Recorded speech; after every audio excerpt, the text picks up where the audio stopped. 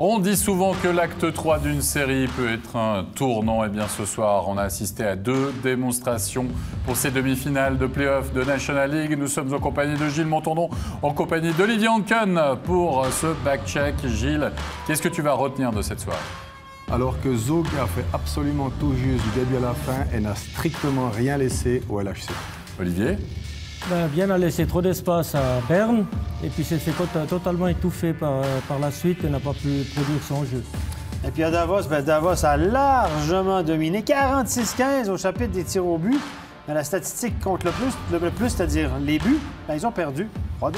Et on parlait de cet acte 3 et on va voir le 3e but du CP Berne marqué par Hunter Sander. La suite dans cette paix, on va l'analyser d'ici quelques instants, mais c'est surtout le premier point dans la série du CP Berne.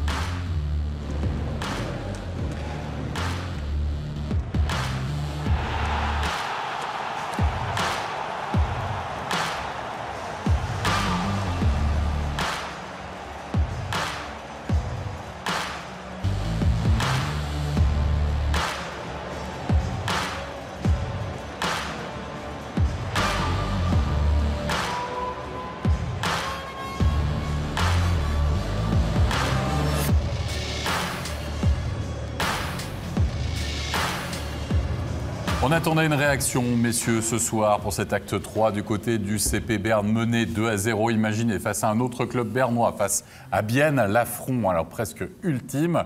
Sur ce plateau même, on se disait, où est-ce qu'on va réagir à chaud du côté de la direction du CP Berne? Est-ce que Yalonen est menacé? Bien, Yalonen, en début de soirée, messieurs, nous a expliqué qu'on allait assister à un autre match, qu'on allait voir une autre équipe plus en jambes et que grosso modo la fatigue, peut-être il y en avait eu mardi soir, certainement pas jeudi, mais que ce soir on allait voir des Ferrari et plus des mobylettes.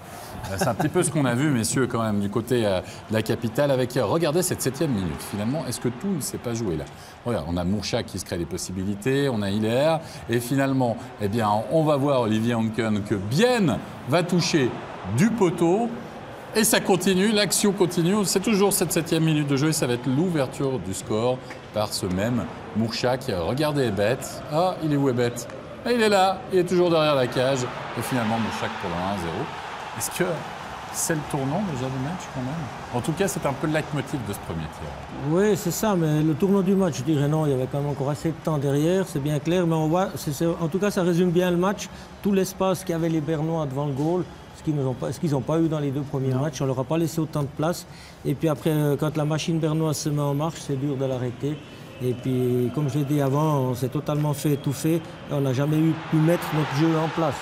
Et voilà, ça nous a coûté un résultat, je dirais peut-être un peu trop élevé, mais dans les playoffs, le résultat final n'a pas grande importance. C'est surtout le point perdu qui dérange un petit peu. Ebet à l'auteur du 2-0 sur un powerplay, Ruffenhardt qui manque son tir, le puck qui revient et finalement Ebet qui peut marquer. Ebet, Moser, Ruffenhardt. On a vu Ebet sur la passe tout à l'heure, sur l'ouverture du score de Mourchak, Gilles Montandon. Il y a quand même un réveil des leaders aussi. Ils ont fini à -2 le dernier match du côté de la Tissot Arena.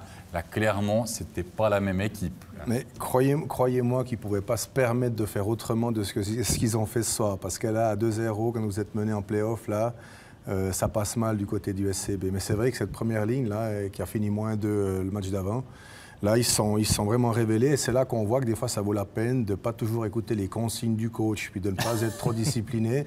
Parce que le Ebet, sur le premier goal, qui fait une super passe pour Mourchak, normalement, il aurait été censé déjà venir défendre. Et lui, il a triché un peu. Il a un petit peu, mais ça vaut la peine de tricher des moments. Il a senti le truc, il s'est dit, moi je vais rester par là au cas où je suis 5e homme, c'est pas trop grave. Je suis pas obligé de venir défendre. Et là, il reçoit une belle passe, un rim qui arrive sur lui. Et surtout Mourchak qui prend le puck, qui fait un move là, qui fait. C'est vrai que ces pucks qui viennent de derrière la ligne de but, à défendre, c'est hyper difficile parce qu'on voit Kevin Fay qui arrive devant lui. Tout d'un coup, Mourchak fait une fin de shoot, il est droitier, il continue. Fay, il fait un peu toupie, c'est hyper difficile à défendre. Mais c'est une ligne là ce soir, chapeau. Ouais, puis Ebet, à sa décharge, on l'a vu, hein, il y a quand même 3 occasions de part et d'autre. Je ne suis pas sûr s'il était sur la glace dès le départ, qu'il ait vraiment eu le temps de changer. Le back-checking était peut-être un petit peu plus compliqué. 2-0, démonstration du CP Berne sur les 20 premières minutes de jeu. En deuxième période, tout est encore possible au niveau du score, mais c'est Berne qui va finalement trouver l'ouverture, alors que par Untersander, on va l'analyser d'ici quelques secondes en compagnie de Stéphane. Mais jusque-là, Olivier, il faut quand même dire que Jonas Hiller a tenu finalement bien dans le match. Parce qu'il y a eu des grosses possibilités pour Berne. Oui, il y a des grosses possibilités, des gros arrêts. Puis je crois même dans le troisième tiers, il a continué à bien jouer. On peut pas il a pris 6 goals ce soir. Je crois qu'on ne peut pas l'en vouloir sur les goals qu'il a reçus. Il n'a peut-être pas été si bien protégé que dans les derniers matchs. C'est ce qui fait la différence. Mais c'est vrai qu'au deuxième tiers, il a fait quelques gros arrêts. Et voilà, mais quand on ne marque pas devant, ça ne sert à rien de faire des gros arrêts derrière. Ce soir, au niveau des tirs au but, on a monté le shoot tracker en avant-match. On avait dit que Bienne avait shooté presque 20 fois, incluant ses buts presque 20 fois dans le slot lors du match précédent de jeudi, et Berne que 10. Mais je peux vous dire ce soir, je ne les ai pas comptés, là, je viens juste de regarder vite là, sur le site de la Ligue, je pense que c'est l'inverse. Ce soir, Berne a tiré beaucoup du slot. Bienne, très peu. À l'image justement de cette troisième réussite d'Untersander qu'on va analyser, Stéphane. Oui, donc c'est un jeu préparé, ce qu'on appelle un set play. On sait que Berne a beaucoup de petits jeux préparés comme ça. On va aller sur la tablette tout de suite. Regardez bien. C'est parti. Regardez bien. D'abord, c'est Ruffenhardt qui est à l'engagement. C'est pas Arcobello. Arcobello est ici. Pourquoi? Parce qu'on veut sortir le puck sur le côté fort de Ruffenhardt. Et Arcobello, lui, va aller se positionner, regardez bien, le long de la bande. Donc, engagement gagné facilement, nettement par Ruffenhardt. Et là, vous avez le premier mouvement. Arcobello va aller se mettre le long de la bande. Donc, jusque-là, rien de trop spécial. On fait souvent ce genre de truc. Et là, vous allez voir, il n'y a personne. Le joueur qui surveille Arcobello, c'est Forster. Forster, évidemment, très rarement, un défenseur va suivre le joueur dans le coin. Il va plutôt rester devant le but. Ça, c'est tout à fait normal. Et là, ce qui est intéressant à partir de maintenant, regardez bien le mouvement de Ruffenhardt. Lui, Ruffenhardt s'en met systématiquement ici, dans le haut du slot. Et Untersander, lui, plonge vers la cage. Donc là, on a beaucoup de mouvements. On crée un gap avec les couvreurs, si on veut. Regardez-moi, on y va gentiment. Regardez, Untersander, il va battre finalement d'1 mètre à peu près l'ailier qui le surveillait. Et notre ami Ruffenhardt, lui, va battre le joueur de centre. Parce que le joueur de centre, lui, il vient de prendre la place de Forster. Il s'est dit, Forster n'est pas allé, c'est moi qui vais y aller. Et là, vous avez notre ami Forster qui est dans le no man's land, nulle part et partout à la fois. Et regardez bien, stop. Et là, il y a 2 possibilités. Donc, le défenseur, évidemment, a remis vers Ruffenhardt. Ruffenhardt peut remettre... Arcobello peut remettre à Ruffenhardt ici. Ou une passe beaucoup plus risquée sur notre ami Untersander. Il va prendre la plus risquée parce que regardez Ruffenhardt à quel point il est libre. Il va prendre la passe la plus risquée. Et ça va bien fonctionner parce qu'Untersander va se retrouver dans une cage vide. Très bon jeu, un set play, un jeu préparé. Tout ça, l'idée, c'est de créer un gap avec les couvreurs. Arcobello s'en va le long de la bande, Forster ne le suit pas. Ruffenhardt remonte, on a tendance à ne pas suivre les gars. Puis c'est tous des mouvements inversés qui fait que si l'exécution est bonne, si on gagne le face-off clean, puis la première passe est bonne, là, on a une chance de marquer presque garantie. Oui, en tout cas, l'exécution parfaite de la passe aussi d'Arcobello, on l'a vu sur ce 3-0. Ça va s'animer encore en troisième période avec finalement, Olivier, le but de l'espoir presque pour Bienne, marqué par Damien Brunner sur un excellent service de Earl. On allait voir la vidéo, un coach challenge pour la position de hors-jeu, mais il n'y avait clairement pas hors-jeu. C'est une des rares actions construites de Bienne qui allait finalement au bout, j'ai envie de dire, sur ce match. Oui, c'est juste. Je crois qu'il n'y en a pas eu beaucoup d'autres. Je crois qu'après, on a plus joué par des mauvais rebonds, des choses comme ça. Pas vraiment une action construite, une action structurée. Là, il y avait quelque chose. Malheureusement, on prend un but assez, je dirais, trop facile pour le Bernois derrière, trop vite, pour vraiment reprendre du poil à la bête et puis revenir dans le match. Oui, signé chez Ronny, le 4-1. Il n'est pas attaqué, il vient, et puis il marque encore dans le mouvement d'Hiller. Hiller fait le mouvement, fait le pas avec, il le prend entre les jambes. Il n'y a pas grand-chose à faire. Brunner est en défense. Hein? Bon, Brunner en défense. Ça va un peu plus dur. Ça devait faire tout drôle, je pense. Ouais. Arcobello pour le 5-1 qui va son petit but aussi et qui peut battre Jonas Hiller. Et là, la messe est dite, finalement. À ce moment-là, à 5-1, on sait qu'il y a bien plus aucune chance de revenir. Non, effectivement, là vous jouez, vous allez chercher un point en play-off. Donc quand vous menez 5-1 contre un Bienne de ce soir, là vous allez pas, vous tremblez même pas, quoi. Vous attendez juste que le match finisse et puis vous avez envie de vous refaire pour le match suivant encore. Je crois que même 4-1, c'était déjà gentiment terminé. Oui, Olivier. avec la réduction du score signé Mathieu Chantré. Et finalement, le 6-2. On tente le tout pour le tout du côté de Bienne avec 3 buts de retard. Et c'est Mourchak qui va marquer 6-2 dans la cage vide. Oui, Gilles, vous nous disiez, il faut avoir... On attendait cette réaction du CP Berne. Réaction, il y a eu.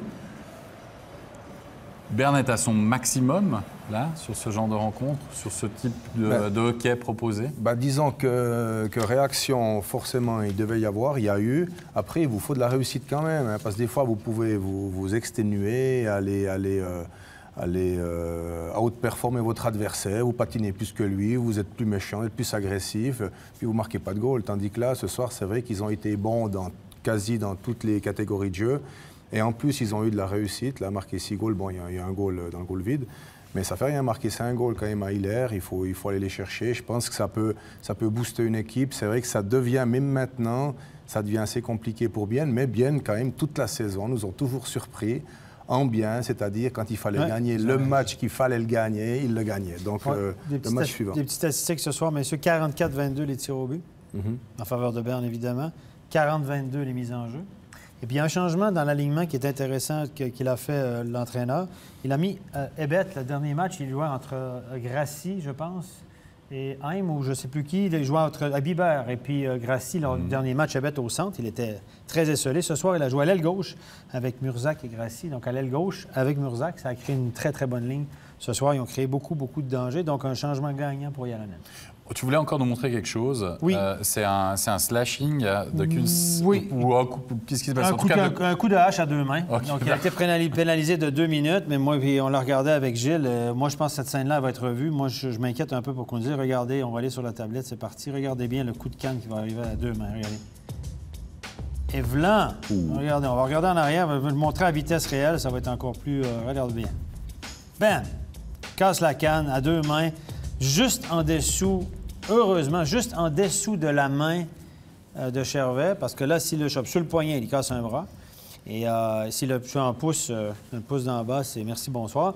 Là, il a eu de la chance, mais ça, c'est un coup de hache à 2 mains. Je ne serais pas étonné que cette scène-là soit revue, parce qu'il y a des gars qui ont été suspendus pour des coups de canne d'1 ou 2 matchs cette année. Moi, je l'aime pas, mais voilà. Je ne sais pas, les gars, mais ce que vous en pensez? Non, mais effectivement, c'est que la chance de Chervet, c'est comme tu dis, c'est que ça, il tape juste en dessous des mains. Parce que tu prends ça sur la main, une canne à 2 mains, en plus encore avec le talon de la canne sur l'avant-bras, là, quasi fini les playoffs. Moi, je trouve que c'est dommage. Pourquoi en championnat, dans le championnat normal, il aurait certainement été pénalisé, peut-être même plus dur. Des fois, on se demande pourquoi il y a 2 règles. Pourquoi il y a des règles championnat, puis il y a des règles playoff. Des fois, ça va se poser la question, si on se dit qu'en play-off, parce qu'on a fait des règles, c'est pour l'intégrer, protéger le joueur, protéger la santé des joueurs, puis en play-off, on ne les siffle plus. Alors, est-ce qu'on se dit qu'il a tout l'été pour se remettre et puis on le laisse jouer ou... Je ne sais pas, mais je trouve ça se dérange un petit peu. C'est un coup de canne à 2 mains. Je pense que, honnêtement, c'était pas 2-2, on n'est pas en prolongation. Le match était joué. Ça aurait été plus facile à donner. C'est probablement un règlement de compte, là. Hein. Je pense qu'il doit y avoir un antécédent. Parce qu'il est parti, puis il ne s'est jamais occupé de la rondelle. Hein. Ouais. Il est allé, puis il avait déjà pris son élan en arrière, puis Sir Lancelot, qu'on appelle. Allez, messieurs, réaction tout d'abord du côté du CP Berne. On va écouter la réaction de Tristan Chervet, puis après on parlera justement de Bienne. Tristan Chervet. Tristan Chervet, il fallait une réaction du CP Berne. Ce soir, vous avez joué en taille patron. Je pense qu'on savait que... on avait mieux à faire à la maison. Je veux dire, peu importe le résultat dans la série, on s'est concentré sur le match de ce soir. Je pense qu'on veut gagner tous les matchs. Et ce soir, je pense qu'on a montré une réaction sur les 2 premiers matchs. Et puis, je pense que c'est une victoire importante. La réaction, elle s'est jouée dans quel secteur? C'est surtout sur l'application, la concentration? Je pense que peu importe ce qu'était le score, on a continué à jouer, on est allé de l'avant, on avait faim. On n'est pas resté passif après 2-3 goals d'avance. Et je pense que c'est ça la clé ce soir. Mardi, il faut continuer sur la même lancée maintenant pour vous. Oui, c'est sûr. Maintenant, je pense que c'est important. Un bon jour de congé demain. Soleil, profiter un peu, prendre l'énergie. Après, on se retrouve lundi, faire un bon entraînement. On analyse ce qu'il faut analyser. Après, on va aller à Bienne et puis on va être prêt. Merci beaucoup, Tristan Chervet. Voilà pour cette réaction du côté du CP Berne. Écoutons maintenant une réaction du côté biennois. Écoutons la réaction de Kevin Fay. Kevin Fay, on a senti un HC Bienne ce soir un peu moins transcendant que lors des 2 premiers matchs. Ouais, je pense que c'était un bon ressenti. On était un peu trop mou début du match. Il manque un peu de ce petit truc qu'on avait en plus les derniers matchs. Après, les occasions, on les avait, on les a pas mis. Mais à Berne, c'est difficile quand on menait le match de revenir devant le public chez eux. C'est pas grave, l'avantage est toujours chez nous. Il n'y a pas péril en la demeure, c'est pas une défaite terrible, on va dire. Chaque défaite est, je dirais pas terrible, mais elle fait un peu mal. Il faut apprendre les choses qu'on doit apprendre. Il faut continuer à faire les choses qu'on a bien fait. Il faut continuer à bien faire. Puis c'est les playoffs. Je pense qu'on peut prendre ça comme un petit apprentissage, une petite leçon de Berne ce soir. Et puis mieux faire chez nous mardi. Merci beaucoup, Kevin Fay. Voilà pour cette réaction de Kevin Fay. Olivier Anken, il n'y a pas péril en la demeure. Je reprends la même question que Jérôme a posée finalement à Kevin Fay. Non, je ne crois pas. Il ne faut surtout pas perdre les pédales. Je crois qu'on a gagné déjà, on a gagné 2-0 l'année passée contre Lugano. Il ne faudrait pas que ça revienne dans les têtes. Et puis, il faut oublier le match de soir. Un match de play-off, il faut l'oublier au plus vite quand on le perd. Quand on le gagne, on peut le garder avec. Mais quand on perd, il faut l'oublier au plus vite et puis prendre le match suivant.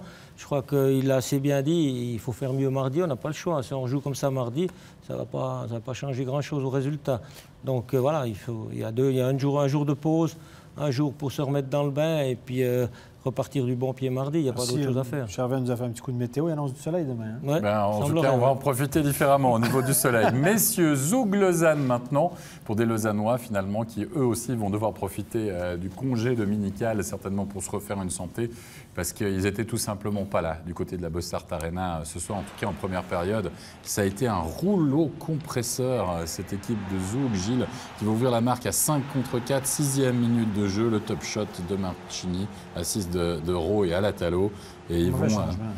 Oui, il y a un mauvais changement, absolument. Oui. Ouais, parce que Stéphane nous l'a expliqué, ils croyaient, ils ont peur du surnombre, et puis tout d'un coup, Marchini, c'était la porte ouverte. Et ce qui était ballot, c'est que c'est un mauvais changement quand Marchini a le puck, il se retrouve face au gardien. Donc ça c'était double peine. Oui, Nadari et puis Yunland se sont emmêlés les pinceaux. Garrett Faux, le 2-0, une nouvelle fois, 5 contre 4, le powerplay qui a marché à plein régime. Mais c'était quoi, 19-4 au niveau de la statistique des tirs? Première période, 19-4. Après 20 minutes de jeu. Oui. Donc, il n'y avait qu'une équipe sur la glace en première période, des punitions aussi. Ça n'a pas aidé. Je ne sais pas ce que Grossman nous faisait à la parade Spock. C'était dans une position un peu orthodoxe. Mais on voit le très bon travail de Klingberg Van Gool qui fait un petit peu l'essuie-glace pour masquer le shoot. Et puis là, on est allé voir la vidéo et on n'a pas pu savoir s'il y avait hors-jeu ou pas. Mais comme d'habitude, on a le sentiment qu'il y avait hors-jeu. Notre ami Rowe a la papate droite en l'air, puis la papate gauche sur la glace, mais la papate gauche, on pense qu'elle est à l'intérieur. Au moment où le puck traverse la ligne bleue, quand on fait un arrêt sur image, on a vraiment le sentiment très, très fort qu'il y avait une position de hors-jeu. Mais sur les images, encore une fois, les arbitres ne voient pas vraiment le pied. Ils ne peuvent pas annuler un but ou signaler un hors-jeu sur la base de la vidéo s'ils n'ont pas les preuves à 100%. Puis on ne voit pas le pied, on ne voit pas où est le pied. Et on a vu les arbitres expliquer aux joueurs de Lausanne, avaient l'air de dire, écoutez, probablement qu'il y a hors-jeu, mais on ne le voit pas. Donc voilà. On pourrait penser à 2 coups du sort, finalement, les buts encaissés par Lausanne ce soir. On va le voir avec le 3-0. C'est une passe en profondeur superbe de Marchini. Regardez le coup d'œil de Marchini pour Etosuri complètement oublié. On a vu une canne giclée, parce qu'il y a une canne qui est cassée là sur la glace Olivier Anken depuis je ne sais pas combien de temps. On se demande si le puck, finalement, touche pas cette canne ou c'est la canne de souris ou je sais pas. Il semblerait plutôt là, maintenant, sur ce ralenti-là, que c'est plutôt la canne de souris qui touche. Mais... Il la réceptionne avant, je pense, quand même. Quand même, mais... Bref, le geste technique et puis tout est parfait aussi derrière. Mais Souris a quand même la lucidité, quand il voit le puck qui est ralenti, de se laisser passer le puck entre les jambes, de repartir après. Donc il ne s'est pas démonté sur ce coup-là. Ouais. Et à la suite de cet engagement, et on joue encore depuis quelques secondes, c'est Johan Moran qui va crucifier Zurkirchen 4-0 après 40 minutes de jeu. On va le revoir d'ici quelques instants, mais Gilles, est-ce que finalement Lausanne, ok d'accord, était dominée au niveau du jeu, etc., mais n'a pas encaissé des buts sur quand même des actions peu de malchance finalement, ou de maladresse, ou de... Premier but, c'est voilà, le changement mésentente, on croit qu'on est en position de surnombre finalement. Le deuxième, hors-jeu, pas hors-jeu, ce qui a pu les énerver, etc. Stéphane nous dit ça, puis le troisième, finalement, avec un peu de chance. Ça peut peut-être aussi dire que c'est un match sans. Ça arrive, c'est des concours de circonstances, c'est des faits de jeu, mais qui font partie d'un match de hockey sur glace. Mais c'est vrai que pour Lausanne, là, je veux dire, le prochain match à la maison, il est déterminant parce que là, ils ont vraiment élevé leur niveau de jeu, Zoug. À 10 minutes de la fin, Lausanne avait 11 tirs au but, messieurs. Bon, ils n'ont pas eu droit au chapitre. Non, ils ont fait 7-8 tirs à la fin. Là. Mais 11 et pourtant, tirs au but, ils ont eu un ou deux power play. Ça n'a pas attiré là. Non, c'était une soirée difficile. Ils ont même changé de gardien. Oui, ils ont changé de gardien, mais on va revoir le 4-0 parce qu'on vous a parlé de cette play. C'est un peu le leitmotiv aussi quand même de la soirée. On en a vu un du côté de Berne. On va voir un maintenant du côté de Zoug. On va vous expliquer qu'est-ce que Morin faisait comme défenseur devant la cage. Pourquoi il a sauté sur un rebond. On va vous expliquer ça tout de suite. Regardez bien. Engagement à la gauche, à la droite du gardien, donc côté gauche pour les attaquants. Et là, on gagne l'engagement clean ici. C'est un droitier qui est à l'engagement, on le gagne pour Souris. Et ce qui est intéressant, c'est que Marchini, qui était l'ailier, qui était devant lui, il était ici, lui, il va se diriger là, il va aller prendre directement, là, il va laisser passer le puck, il va aller prendre la place du défenseur. Et pendant ce temps-là, le défenseur, qui était ici, va quitter son poste et se diriger vers la cage. Et c'est Morin qui est là, regardez, il va se diriger vers la cage. Donc, on fait un espèce de jeu renversé avec un joueur qui est très, très haut ici pour le shoot. On y va juste, regardez Morin en haut de votre écran. Le tir, évidemment, va partir ici. Donc, engagement gagné clean. Pour que ça fonctionne, il faut gagner l'engagement clean, évidemment. Et vous avez Morin qui a quitté sa place. Et là, il n'y a plus personne qui le surveille. Il arrive avec beaucoup de vitesse. Il est droitier en plus. Ça, c'est un avantage quand vous présentez. Là, le rebond arrive directement sur sa cage. Il est sur sa canne. Il est droitier. Tire directement. Et vous voyez, c'est son premier but de toute la saison, régulière et play-off incluse. Un petit jeu préparé. Mais pour ça, c'est des engagements très offensifs, mais pour ça, il faut vraiment gagner le face-off clean. Il faut avoir le bon joueur, un droitier si vous sortez le puck de ce côté. On a vu tout à l'heure Ruffenhardt gaucher. Donc tout ça, c'est préparé d'avance en fonction de qui est à l'engagement. Rien n'est blessé au hasard. Absolument. Il y a 3-0 en plus dans la partie. Il reste quelques secondes à jouer. On se dit, allez, on le tente si on le gagne clean. C'est ce qu'ils ont fait. Et ça a fait clean après un engagement clean. Allez, on n'allait pas mal ça. Non, je plaisante. Allez, Bolshauser qui va remplacer finalement Zurkirchen. Logique. Olivier, on sent peut-être qu'on va prendre le bouillon du côté de Lausanne. On est en train de le prendre. On ne veut pas déstabiliser plus que ça son gardien numéro 1. Alors, on peut voir ça de deux façons. Soit on veut économiser le gardien numéro 1, soit on lance Bolshauser dans le bain pour le faire jouer le prochain match. Donc, dans les deux sens. Dans les deux possibilités, ça fait du sens. Mais je pense que c'est plutôt pour reposer Zurkirchen, parce que ce soir, il a quand même fait un bon match dans l'ensemble, malgré les goals encaissés. Donc, voilà. Regardez Yunland sur la séquence. Regardez Yunland, il est là à gauche de votre écran.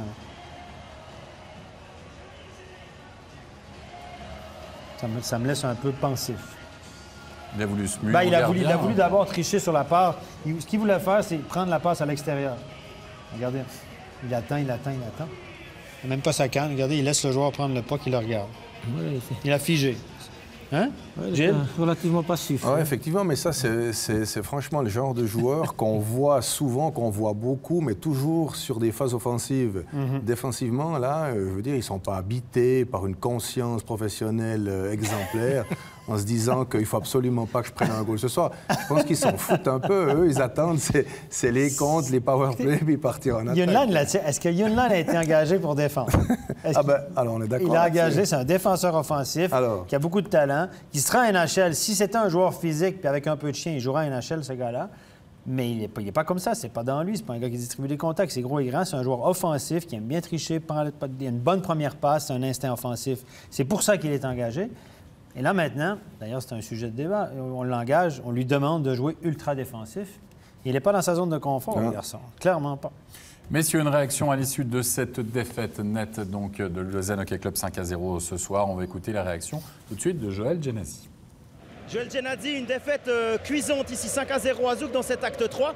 Lausanne a eu des possibilités en début de match, n'a pas su les concrétiser et a été puni ensuite. Est-ce que c'est aussi votre analyse? Ouais, bon, à la fin, je pense que c'est quand même une claque. Ils nous ont dominés partout, dans toutes les zones. Et puis, ouais, on était peut-être prêts au début, mais après, on a pris trop de pénalités. On n'a pas fait un bon box-play. Ouais, comme j'ai dit, ils nous ont dominés. Et puis, il faut leur donner du crédit. Mais nous-mêmes, il faut Ouais, il faut se reposer, analyser le match et puis c'est clair qu'on doit montrer une réaction à Lausanne, ça c'est clair. Mais finalement, c'est 2-1 dans la série. Il faut, je sais pas comment dire, mais oublier le match.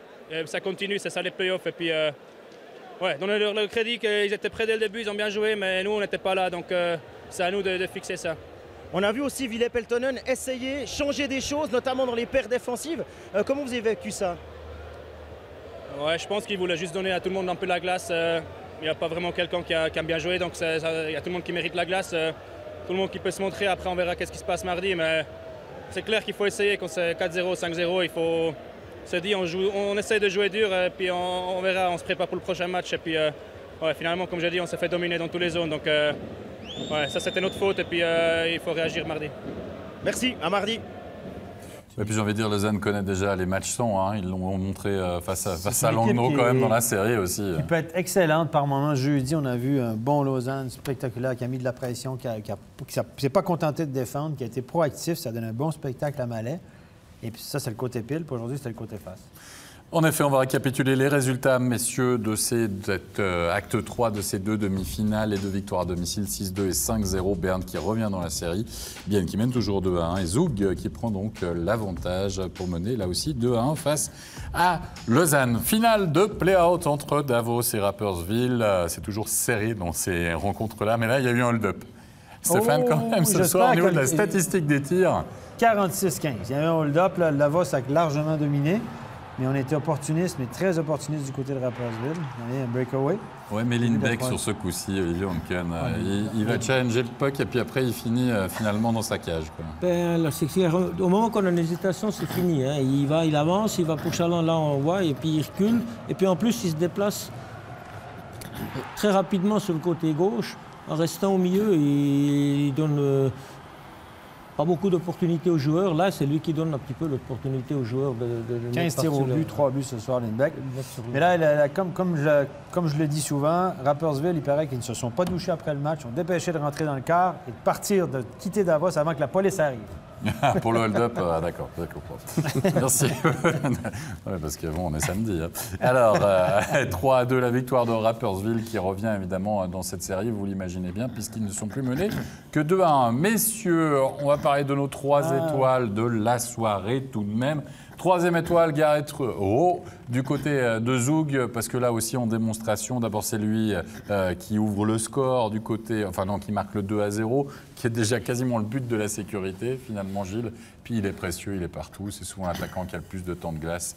C'est le métronome un peu quand même. Oui, effectivement, un magnifique sens du hockey. C'est vrai qu'il ne fait pas les choses à moitié, il réfléchit. On a l'impression qu'il ne fait rien si ce n'est pas réfléchi. Donc j'aime bien ce genre de joueurs, là, effectivement. Ils sont impliqués dans le jeu, puis il prend souvent toujours les bonnes options. Je ne sais pas si on l'a remarqué, ce soir, il a fait une passe, une sortie de zone.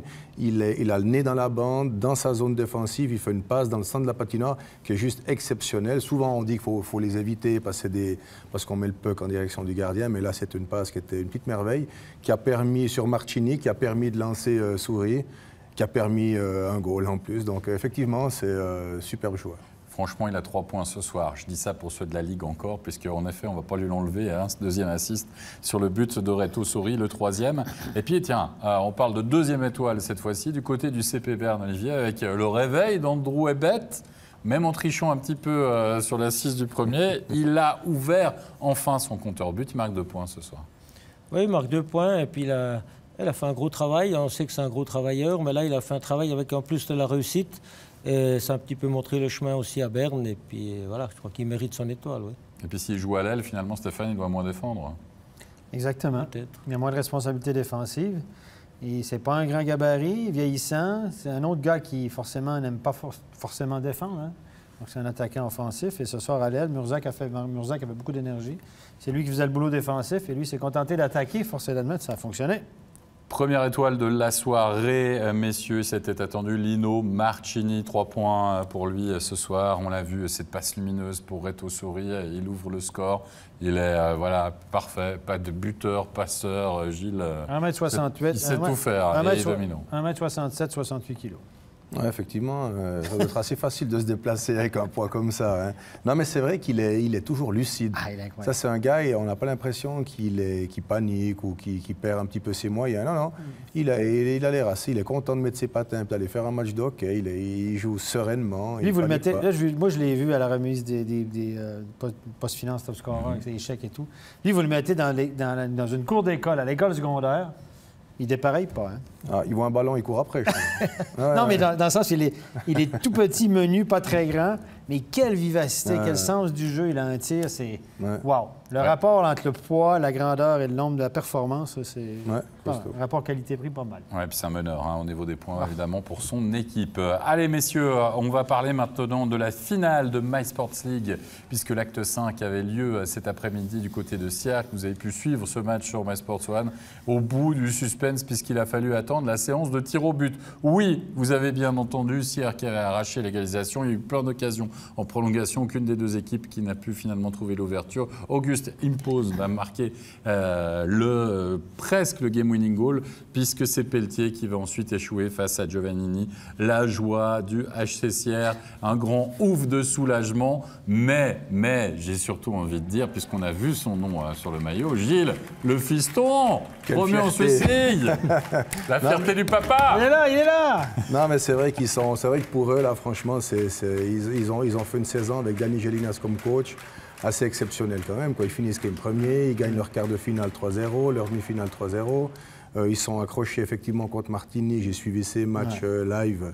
C'était effectivement hyper bien accroché. C'était mal emmanché ce soir. Ils perdaient 3-1, ils marquent 36 secondes, 2 buts dans les 3 dernières minutes, dont le dernier à 36 secondes de la fin. Ah oui, effectivement, quasi, ouais. Écoutez, in extremis. Oui, effectivement. Après, bien sûr, égalité sur un tiers de prolongation et gagner au penalty. Je pense que là, chapeau. Ça fait passer. Il faut laisser que ça reste un monde amateur. Il y a, je pense, très très peu de joueurs qui ont déjà joué des finales dans leur vie, dans leur carrière de hockey.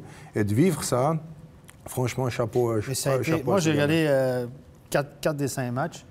Je peux vous dire que c'est un sacré spectacle. Hein. Ils ont donné un bon spectacle, les gars. Même à la télé, souvent, quand on regarde à la télé, ça a l'air un peu plus lent qu'en vrai. Hein. Mais là, honnêtement, bon, les caméras étaient assez basses, c'est des petites patinoires, mais honnêtement, ça patinait. C'était bien organisé, on a vu du beau hockey. Et l'implication des joueurs à ce niveau-là, que ce soit dans les charges physiques, dans la dépense d'énergie, franchement, alors ils ont été valeureux. Et chapeau au HC Sierre et effectivement aussi à Martigny parce qu'ils ont tenu la dragée haute, parce qu'il faut être deux pour faire une jolie finale. Mais là, franchement, là, au niveau de l'implication des joueurs, moi, j'ai été frappé. Moi aussi. Et puis Olivier Anken, l'année prochaine, en Swiss League, ça veut dire qu'on aura des Vièges Sierre. Ça sera pas mal non plus. Oui, ça me rappelle des vieux souvenirs. Hein.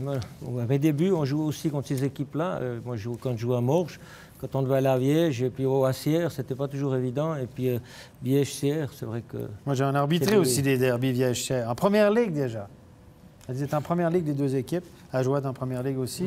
Et puis des derbies en Ligue B, évidemment, aussi. Et ça sera en Swiss League avec évidemment un club roman supplémentaire et donc des derbies supplémentaires et plus de spectacles pour la saison prochaine. On arrive à la fin de ce back-check. Merci beaucoup Gilles Montandon, merci beaucoup Olivier Anken de nous avoir accompagnés. Stéphane, on te retrouvera demain, je vais y arriver.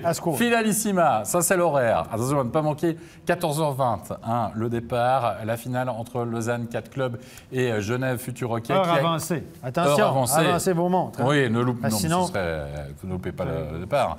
Et puis, sachez que Genève Futur Hockey s'est imposé lors du match 1. 4-3. On pourrait se contenter d'un match nul et puis remporter et soulever le trophée pour la deuxième année consécutive. Si Lausanne gagne, on aura les prolongations, peu importe le score. Maintenant, 18h10, deuxième rendez-vous, l'acte 3 de la finale de Swiss League entre la Chaux-de-Fonds et Langenthal. Tout est pris, vous avez tout noté, c'est parfait. Merci à toute l'équipe technique. Très bonne fin de soirée à tous. Bye bye.